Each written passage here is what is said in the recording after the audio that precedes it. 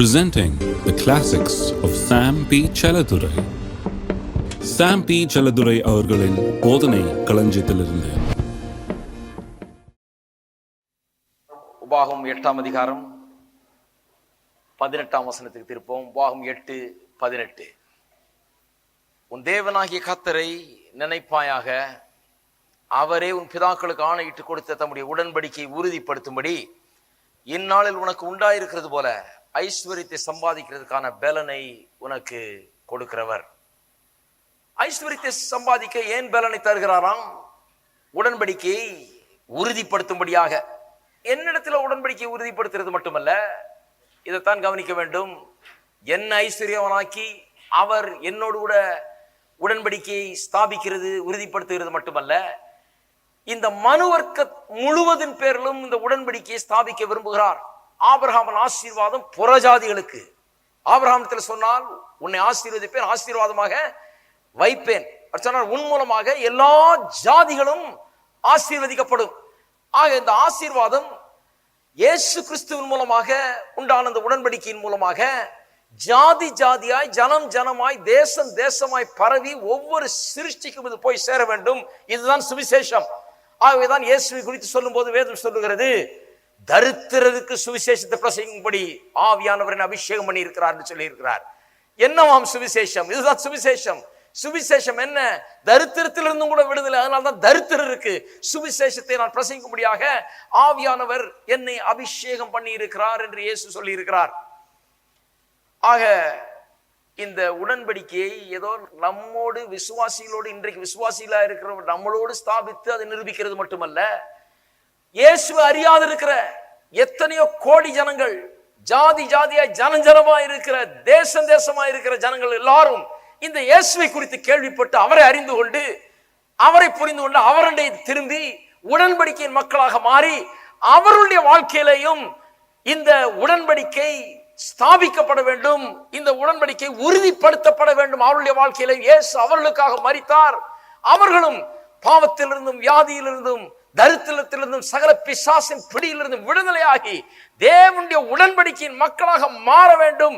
இப்படி உடன்படிக்கை உறுதிப்படுத்தும்படியாக நான் சொல்லுகிறேன், நல்லா கவனிங்க. இந்த உலகம் முழுக்க இருக்கிற சகல ஜாதிகளுக்கும் ஜனங்களுக்கும் சர்வ சிருஷ்டிக்கும் சுவிசேஷம் பிரசங்கிக்கப்பட்டு தேவனுடைய இந்த மேலான உடன்படிக்கை அவர்களுக்கும் அந்த உடன்படிக்கையின் ஆசீர்வாதம் வந்து சேரும்படியாக நம்மை இன்றைக்கு ஐஸ்வர்யவான்களாக்க பலனை நமக்கு தருகிறார். இருக்கீங்களா? அதுக்குதான் நான் சொல்றேன், எனக்கு என் பஞ்சாதிக்கு இருக்கியா போதுன்னு சொல்றது தப்பு. இது உங்களை பற்றியும் உங்க பஞ்சாதியை பற்றியும் உங்க பிள்ளைகளை பற்றியும் இல்லை. இது தேவனை பற்றியும் அவர் பண்ணின உடன்படிக்கையும் அவர் யாருக்காக மரித்தார் என்பதை குறித்தும் இந்த உலகத்தில் இருக்கிற சர்வ சிருஷ்டிகளும் சகல ஜாதி ஜனங்களும் எல்லாரையும் குறித்த ஒரு காரியம் நாம் பிரசங்கம் பண்ணி கொண்டிருக்கிறது. ஆகவேதான் எனக்கு போதுமான அளவுக்கு இருந்த வரைக்கும் கர்த்தருக்கு ஸ்தோத்திரங்க, எனக்கு போதுமான அளவுக்கு போதும் பார்த்தா அது தப்பு. அப்படிப்பட்ட கிறிஸ்தவர்களுக்கு சரியான நாட்கள் கிடையாது. அவர்களுக்கு தேவனுடைய உடன்படிக்கை புரியவில்லை, இயேசு எதற்காக மரித்தார் என்று புரியவில்லை, இந்த சுவிசேஷம் எல்லா ஜாதி ஜனங்களுக்கு போய் சேர வேண்டும் என்று புரியவில்லை. அதற்காக தான் தேவன் நம்மை ஐஸ்வர்யவான்கள் ஆக்குகிறார். ஏனென்றால் இந்த சுவிசேஷத்தை எடுத்து போக வேண்டும் என்பதும் அவர்களுக்கு புரியுறது கிடையாது. ஆகவேதான் பாருங்க, சுவிசேஷத்தை இன்னைக்கு எல்லா தேசங்களுக்கும் எல்லா ஜாதி ஜனங்களுக்கு மத்தியில் அனுப்புறதுன்னா இன்னைக்கு பெரும்பாடா இருக்குது. ஏனென்று சொன்னால் இன்னும் ஜனங்களுக்கு எப்படி தேவன் அவர்களை ஆசீர்வதித்து உயர்த்தி இந்த காரியங்களை சாத்தியமாக்குகிறார் என்பது புரியாமல் இன்றைக்கு இருக்கிறது. ஆகவே உடன்படிக்கையை உறுதிப்படுத்துவது என்று சொன்னால் வெறும் நம்மோடு கூட உடன்படிக்கையை உறுதிப்படுத்தி நம்ம ஆசீர்வதிப்பது மட்டுமல்ல, ஏன் ஆசீர்வதிக்கிறார்னா எல்லாரோடையுமே இந்த உடன்படிக்கை உறுதிப்படுத்த விட வேண்டும். ஆகவேதான் நம்மை ஆசீர்வதிக்கிறார். 1 தீமோத்தேயு திருப்போம். இந்த உடன்படிக்கை உறுதிப்படுத்தும்படியாக நம்மை ஆசீர்வதிக்கிறார் என்று சொன்னோமே, அப்படிப்பட்ட ஜனங்களாய் நாம் இருப்பதற்கு, தேவனுடைய சுவிசேஷத்தை இந்த உலகம் முழுவதும் பரப்புவதற்கு, வெற்றிகரமாய் வாழ்வதற்கு ஒரு விதமான கிறிஸ்தவர்களாக நாம் மாற வேண்டியதா இருக்கிறது. 1 தீமோத்தேயு 6ஆம் அதிகாரத்துக்கு திருப்போம். 1 தீமோத்தேயு 6ஆம் அதிகாரம் 6ஆம் வசனம். போதும் என்கிற மனதுடனே கூடிய தேவ பக்தியே மிகுந்த ஆதாயம். உலகத்திலே நாம் ஒன்றும் கொண்டு வந்ததில்லை, இதிலிருந்து நாம் ஒன்றும் கொண்டு போவதும் இல்லை என்பது நிச்சயம். உண்ணவும் உடுக்கவும் நமக்கு உண்டாயிருந்தால் அது போதும் என்று இருக்க கடவோம். ஐஸ்வர்யவான்களாக விரும்புகிறவர்கள் சோதனையிலும் கண்ணியிலும் மனுஷரை கேட்டிலும் அழிவிலும் அமிழ்த்துகிற மதிகேடும் சேதமுமான பலவித இச்சைகளிலும் விழுகிறார்கள். பண ஆசை எல்லா தீமைக்கும் வேறாயிருக்கிறது. சிலர் அதை இச்சித்து விசுவாசத்தை விட்டு வழுவி அநேக வேதனைகளாலே தங்களை உருவ குத்தி கொண்டிருக்கிறார்கள். இங்கே 10ஆம் வசனத்தை முதல்ல பார்ப்போம். பிறகு அங்கங்கே சில காரியங்களை நான் சுட்டி காண்பிக்க விரும்புகிறேன். இதிலிருந்து சொல்லாத சில காரியங்கள், ஏனென்றால் இது ரொம்ப ஒரு தர்க்கத்துக்குரிய ஒரு வசன பகுதியாகிவிட்டது.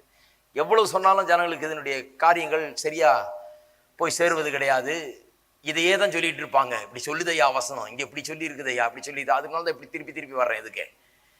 இன்றைக்கு இன்னும் கொஞ்சம் சில காரியங்களை பார்க்க போகிறோம். 10ஆம் வசனத்தை கொஞ்சம் கவனிப்போம். பண ஆசை எல்லா தீமைக்கும் வேறா இருக்கிறது. இந்த பண ஆசை குறித்து சில காரியங்களை இன்றைக்கு நாம் புரிந்து கொள்ள வேண்டும் என்று நான் விரும்புகிறேன். தேவன் நம்மை ஐஸ்வர்யவான்களாக்கி நம்மை ஆசீர்வதித்து நம் மூலமாக இந்த உலகம் முழுவதில் இருக்கிற ஜாதி ஜனங்கள் மத்தியிலே தம்முடைய உடன்படிக்கை உறுதிப்படுத்த வேண்டும் என்றால், அப்படிப்பட்ட ஒரு ஜனமாய் நாம் இருக்க வேண்டும் என்றால், ஆசீர்வதிக்கப்பட்டு ஆசீர்வாதமாய் இருக்கிற ஒரு ஜனமாய் இருக்க வேண்டும் என்றால், பண ஆசை குறித்து சில காரியங்களை நாம் நிச்சயமாய் புரிந்து கொள்ள வேண்டும். இதை குறித்த சரியான ஒரு மனப்பான்மை நமக்குள்ளே இருக்க வேண்டும். அநேக கிறிஸ்தவர்கள் இப்படி வாசித்துறாங்க, இது பணம் தான் எல்லா தீமைக்கு வேறா இருக்குதுன்னு சொல்லி. அதுக்கு நாம் பதில் சொல்லவே தேவையில்லை. வெறும் வசனத்தை வாசித்தாலே போதும். பணம் அல்ல, பண ஆசை தான் எல்லா தீமைக்கும் வேறா இருக்கிறது என்று வேத வசனம் திட்டவட்டமாய் நமக்கு கூறுகிறது. ஆனா அந்த வசனத்திலே ரொம்ப முக்கியமான ஒரு வார்த்தை இருக்குமானால், இந்த வசனத்துல மட்டும் இல்லை, இந்த 5ஆம் வசனத்திலிருந்து 10ஆம் வசனம் வரை, இன்னும் கேட்ட இந்த முழு அதிகாரத்துக்கும் ஒரு வார்த்தை, இன்னும் கேட்ட கிறிஸ்தவ வாழ்க்கைக்கே ஒரு வார்த்தை ரொம்ப முக்கியமா இருக்க வேண்டும் என்று சொன்னால், அந்த வார்த்தை இந்த 10ஆம் வசனத்தில் இருக்கிறது. லவ் ஆஃப் மணி, பண ஆசை இருக்குது பாருங்க. அந்த ஆசை என்கிற வார்த்தை மிகவும் முக்கியம். லவ் என்று ஆங்கிலத்திலே மொழிபெயர்க்கப்பட்டிருக்கிறது. அதுதான் எல்லா தீமைக்கும் வேறா இருக்கிறதான். ஏன் எல்லா தீமைக்கு வேறா இருக்கிறது சொன்னால், அது தேவனுடைய உடன்படிக்கை ஸ்தாபிக்கப்படாதபடிக்கு ஒரு பெரிய தடையாக மனுஷருடைய வாழ்க்கையில வந்து தடுத்து போடுகிறது. பண ஆசை மனுஷரை கெடுக்கிறது. பண ஆசை ஆசீர்வாதமாய் இருக்கிற மனுஷர்கள் மற்றவர்களுக்கு ஆசீர்வாதமாய் இராதபடிக்கு அவளை மாற்றி அவளை கெடுத்து நாசமாக்குகிறது. அதான் பண ஆசை எல்லா தீமைக்கு வேறா இருக்கிறது என்று இங்கே சொல்லி இருக்கிறது. இதை புரிந்து கொள்ள வேண்டும் என்றால் மத்தேயு எழுதின சுவிசேஷத்துக்கு ஒரு நிமிஷம் செல்ல வேண்டும். மத்தேயு 6ஆம் அதிகாரம், அங்கே ஒரு வசனத்தை நான் வாசிக்கிறேன். இந்த வசனம் எல்லாருக்கும் தெரிஞ்ச வசனம் தான். மத்தேயு 6ஆம் அதிகாரம் 24ஆம் வசனம்.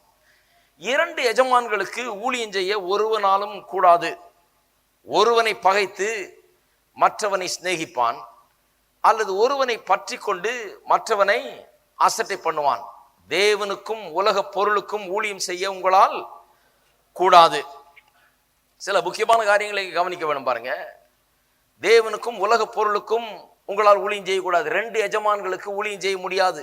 யார் 2 எஜமான்கள்? தேவன் ஒன்று வந்து உலக பொருட்கள். ஒரு மனுஷனுக்கு இன்றைக்கு தேவன் எஜமானா இருக்கிறாரா, அல்லது உலக பொருட்கள் அவனை ஆண்டு கொண்டிருக்கிறதா, அவனுக்கு எஜமானா இருக்கிறதா என்பதை நாம் பார்க்க வேண்டும். இந்த 2ல் ஒன்று தான் அவனை ஆண்டு கொண்டிருக்கிறது. ஒன்று தேவன் அவனை ஆண்டு கொண்டிருக்க வேண்டும், இல்லை உலக பொருட்கள் உலக பிரகாரமான காரியங்கள் அவனை ஆண்டு கொண்டிருக்க வேண்டும். கிறிஸ்தவனாய் இருக்கிறவனுக்கு 2ம் ஆண்டு கொண்டிருக்க முடியாது. தேவன் ஒரு பக்கமும் உலக பொருட்கள் இன்னொரு பக்கமும் அவனை ஆண்டு கொண்டிருக்க கூடாது, முடியாது. ஏனென்று சொன்னால் 2 எஜமான்களுக்கு ஒருவனும் ஊழியம் செய்யக்கூடாது என்று சொல்லப்பட்டிருக்கிறது. ஏன்? காரணம் சொல்லுவது, ஒருவனை பகைத்து மற்றொருவனை சிநேகிப்பான். இங்கேயும் இந்த சிநேகம் என்கிற வார்த்தை வருது பாருங்க, லவ். ஒரு எஜமானை அன்பு கூறுவானாம், இன்னொருவனை பகைத்துக் கொள்வானாம். 2 எஜமான் இருந்தால் ஒரு எஜமான் பிடிக்கும், இன்னொரு எஜமான் பிடிக்காது. ஒருவனை பற்றி கொண்டு இன்னொருவனை அசட்டை பண்ணுவான். பாருங்க, ஒரு எஜமான் நேசிக்கப்படுகிறான், இன்னொரு எஜமான் அசட்டை பண்ணப்படுகிறான். இதுதான் 2 எஜமான் உள்ள வாழ்க்கையின் ஒரு காரியமாக இருக்கிறது. நல்லா கவனிக்க வேண்டும். இதுல என்ன சொல்லி இருக்கிறது? ஆண்டவர் ஒரு மனுஷனுடைய வாழ்க்கையில ஆண்டவராக இருந்து அவனுக்கு எஜமானா இருந்து அவனை ஆட்கொண்டிருந்தால் அவன் ஆண்டவருக்கு ஊழியம் செய்கிறான், ஆண்டவரை நேசிக்கிறான், ஆண்டவருக்கு ஊழியம் செய்கிறான். அவன் ஆண்டவருக்கு ஊழியம் செய்கிறவனா இருந்தால் உலக பொருளுக்கு அவன் ஊழியம் செய்ய மாட்டான். அதுதான் இங்க சொல்லி இருக்குது. உலக பொருளுக்கு அவன் ஊழியம் செய்ய மாட்டான். ஆண்டவருக்கு நான் ஊழியம் செய்தால் என்ற வார்த்தை ஊழியக்காரர்களை பற்றி சொல்லி இல்லை. இங்க ஊழியம் செய்தால் என்ற வார்த்தை கர்த்தருக்காக வாழ்வதை குறித்து சொல்லியிருக்குது. கர்த்தருக்காக வாழ்வது. ஒருவன் இந்த எஜமானாகிய ஆண்டவருக்கு அவருக்காக தன்னை அர்ப்பணித்து அவருக்காக வாழும்போது அவன் பொருளுக்காக உலக பொருட்களுக்காக வாழ முடியாது. அப்ப உலக பொருட்களுக்கு எப்படிப்பட்ட இடம் அவனுடைய வாழ்க்கையில் உண்டாயிருக்கிறது? எப்படிப்பட்ட இடம் என்று சொன்னால், இவன் ஆண்டவருக்கு ஊழியம் செய்கிறான், இவன் ஆண்டவரை எஜமானாய் வைத்திருக்கிறான், அவரை பின்பற்றுகிறான், அவருக்காக வாழுகிறான். பொருட்கள் இவனுக்காக அங்கே இருந்து இவனுக்கு உதவி கொண்டிருக்கின்றன. இருக்கீங்களா? இதுதான் கர்த்தர் உண்டு ஆர்டர். நாம் கர்த்தருக்காக வாழ வேண்டும். பொருட்கள் நமக்கு பல காரியங்களை செய்ய இந்த உலகத்திலே நமக்கு உதவியா இருக்கு. பொருட்கள் நமக்கு ஊழியம் செய்ய வேண்டும், இப்படிதான் சொல்லலாம். அதை நான் ஆண்டவருக்கு ஊழியம் செய்ய வேண்டும், பொருட்கள் எனக்கு ஊழியம் செய்ய வேண்டும், இப்படி சொல்லுகிறேன். நான் ஆண்டவருக்காக வாழும்போது பொருட்கள் எனக்காக வாழ்ந்து கொண்டிருக்கிறது. பொருட்கள்லாம் எதுக்காக இருக்குது? எனக்காக இருக்குது. நான் பொருட்களுக்காக இல்லை, நான் ஆண்டவருக்காக இருக்கிறேன். நான் ஆண்டவரை பின்பற்றுகிறவன், ஆண்டவருக்காக வாழுகிறவன், இந்த ஆண்டவரை எஜமானாய் கொண்டிருக்கிறவன். பொருட்கள் எல்லாம் என்னை பின்பற்றி வருகிறது. நான் பொருட்களை பின்பற்றி போகிறது கிடையாது, நான் ஆண்டவரை பின்பற்றி போகிறேன். பொருட்கள் என்னை பின்பற்றி வருகிறது. இந்த கான்டெக்ட்ல தான் பின்னால சொல்லிக்கிட்டே வர்றாரு. எண்ணத்தை உடுப்போம், எண்ணத்தை புசிப்போம், எண்ணத்தை குடிப்போம் என்று ஒன்றை குறித்தும் கவலைப்படாதீர்கள்லாம் சொல்லிட்டு பிறகு சொல்லுகிறாரு, தேவனுடைய ராஜ்யத்தையும் அவருடைய நீதியும் முதலாவது தேடுங்கள், அப்பொழுது இவைகள் எல்லாம் உங்களுக்கு கூட கொடுக்கப்படும். இதுதான் கான்டெக்ஸ்ட் பாருங்க. இந்த ஆண்டவராய் வைத்துக் கொண்டு அவரை பின்பற்றி அவரை எஜமானாய் வைத்து அவரை சேவிக்கும் போது, அவருக்காக ஊழியம் செய்து அவருக்காக வாழ்ந்து கொண்டிருக்கும் போது, பொருட்கள் எல்லாம் நம்மை தேடிக்கொண்டு நம் பின்னாலே வருகிறது, நம்மை விரட்டி பிடிக்கிறது, நமக்கு சொந்தமாகிறது. நாம் உபயோகப்படுத்தும்படியாக நம்முடைய கையில் அவைகள், நாம் ஒரு மேக்னெட் மாதிரி அவைகளை இழுக்க ஆரம்பித்து விடுகிறோம். நாம் அவைகளின் பின்னால் இழுக்கப்பட்டு போகிறது இல்லை, அவைகளை இழுக்கிறவர்களாய், கவர்ச்சிக்கிறவர்களாய், செல்வத்தை ஐஸ்வர்யத்தை கவர்ச்சிக்கிறவர்களாய், பணத்தை சம்பாதிக்கிறவர்களாய், நம் பக்கம் இழுக்கிறவர்களாய் மாறுகிறோம். எப்படி மாறுறோம்னா, அதை விரட்டி விரட்டி பிடிக்கிறதுனால அல்ல, அதை சுரண்டி சுரண்டி சேர்க்கிறதுனால அல்ல, அதை மூட்டை கட்டி பதுக்கிறதுனால அல்ல. ஆண்டவரை தேடி ஆண்டவரை எஜமானாய் கொண்டு ஆண்டவருக்காக நம்ம அர்ப்பணித்து ஆண்டவருக்காக வாழும் போது இவைகளெல்லாம் நம்ம ஒரு எஜமானை போல காண்கிறது. பணம் நம்ம ஒரு எஜமானை போல காண்கிறது. நான் சொல்லுகிறேன், பணத்துக்கு நான் எஜமான், எனக்கு பணம் எஜமான் அல்ல. இருக்கீங்களா?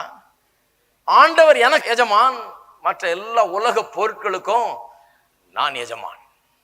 இருக்கீங்களா? இன்னைக்கு என்ன ஆயிடுச்சு உலகத்துல பிரச்சனை என்னன்னு சொன்னா, இன்றைக்கு உலக பொருட்கள் பணம் அநேகருக்கு எஜமானாய் மாறிவிட்டது. அதான் அந்த உலகத்துல பிரச்சனை. இன்றைக்கு உலகம் ஏன் சந்தோஷம் இல்லாத ஒரு உலகமா இருக்குதுன்னு சொன்னா, பணம் ஒரு எஜமானை போல மனுஷர்களுக்கு ஆகிவிட்டது. பணம் ஆட்டி படைக்குது. அதான் சொல்றாங்க நம்ம தமிழ் பழமொழிகள்லாம், பணம்னா பணமும் வாய பழக்கம்லாம். அது பெரிய அளவுல உண்மைதான். ஏனென்று சொன்னால் இதுதான் உலக வாழ்க்கை. உலக பொருட்கள் அவர்கள் ஆட்டி படைக்கிறது. பணத்துக்காக எதையும் செய்யக்கூடிய மனிதர்களா இருக்கிறார்கள், பணத்திற்கு ஓடுகிற மனுஷர்களா இருக்கிறார்கள். அதை சம்பாதித்து சேர்த்து மூட்டை கட்டி அதை பதுக்குகிறவர்களா இருக்கிறார்கள். பணம் தங்களை ஆண்டு கொள்ள முடியாத இடம் கொடுக்கிறவர்களா இருக்கிறார்கள். இதுதான் இந்த உலகத்துல ஒரு பெரிய ஒரு கேடு பாருங்க. இதனாலதான் சொல்லி இருக்குது, பண ஆசை எல்லா தீமைக்கும் வேறா இருக்கிறது. இதத்தான் தீமைக்கு வேறா இருக்கிறது என்று சொல்லி இருக்கிறது ஒழிய பணத்தை அல்ல. பணத்தை தவறான விதத்திலே காண்பதுதான் எல்லா தீமைக்கும் வேறா இருக்கிறது. பணத்தை நாம் எப்படி இன்றைக்கு காண்புகிறோம்? ஆண்டவரை எஜமானாய் கண்டு பணத்தை நமக்கு ஒரு சர்வெண்ட்டை போல பார்க்கிறோம்னா சரியான ஒரு கிறிஸ்தவன் நாம். இருக்கீங்களா? பணம் எனக்கு உதவுகிறது. வீட்டுல வேலை செய்யற ஒரு ஆள் எப்படி நமக்கு உதவுகிறாரோ அதுபோல பணம் எனக்கு உதவி செய்கிற ஒரு காரியம், அவ்வளவுதான். எனக்கு சில காரியங்களுக்கு உதவுகிறது. பஸ்ல ஏறினா டிக்கெட் வாங்க உதவுகிறது, காருக்கு பெட்ரோல் போடணும்னா காசு கொடுக்க உதவுகிறது, கார் வாங்க உதவுகிறது, எல்லாத்துக்கும் உதவுகிறது.